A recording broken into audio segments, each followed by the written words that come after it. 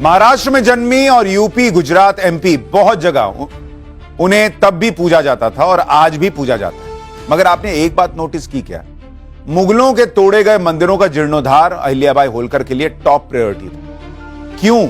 इसके लिए आपको उनकी जिंदगी का एक दिलचस्प पहलू बताता हूं। जब अहिल्याबाई बहुत छोटी थी तब वो पिता के साथ औरंगाबाद के पास चौड़ी ग्राम से गुजर रही। रात ज्यादा घनी थी तो शिव मंदिर में ठहरने की सोची। अहिल्याबाई ने मंदिर का दरवाजा खटखटाया मगर खुला नहीं। ब्रह्म मुहूर्त हो गया तो गांव के लोग पूजा अर्चना करने आ गए। बाद में उन्हें बताया गया कि मालवा के सूबेदार मल्हार राव आरती कर रहे हैं, इसलिए एंट्री नहीं मिली।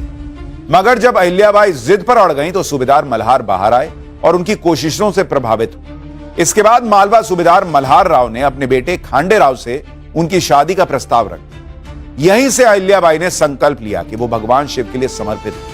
मगर कहते हैं ना, कई बार ऐसी घटनाएं होती हैं जो इंसान की सोचने समझने की क्षमता और पूरी जिंदगी को बदल कर रख देती। वही हुआ अहिल्याबाई होलकर के साथ। शादी के 12 साल बाद यानी 1755 में उनके पति खांडे राव की एक युद्ध में मृत्यु हो गई। 1766 में ससुर मल्हार राव का भी निधन हो गया और फिर 1767 में बेटे माले राव को भी अहिल्याबाई ने खो दिया। निजी जीवन में एक के बाद एक 3 झटकों के बाद भी अहिल्याबाई होलकर ने हिम्मत नहीं हारी। ससुर मल्हार राव की वो बात उनके कानों में गूंजती रही, जिसके बारे में मैंने आपको बताया था कि कैसे सती होने के बजाय सैन्य और प्रशासनिक मामलों में दक्षता हासिल करनी। वरना एक बार तो उन्होंने भी मन बना लिया था कि पति के नहीं रहने के बाद ये दुनिया किस काम की। इतिहास के कुछ कैरेक्टर ऐसे होते हैं जो हमारे आपके जीवन में रच बस जाते हैं। अहिल्याबाई होलकर ऐसी ही कैरेक्टर है, जिन्होंने अपने मूल्यों, अपने कर्तव्य और अपनी राष्ट्रभक्ति से राष्ट्र गर्व की अलख जगाई।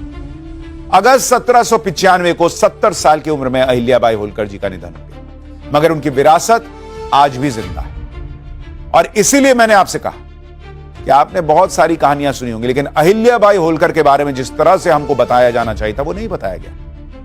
आप खुद सोचिए, ये कहानी आपको राष्ट्र के प्रति, राष्ट्र में जो उस वक्त नेतृत्व था उसके प्रति गर्व से नहीं भरती है, नहीं बताया गया। पर हम राष्ट्र गर्व में ऐसी ही कहानियां आपके सामने लाते रहेंगे हर रोज शाम 6:25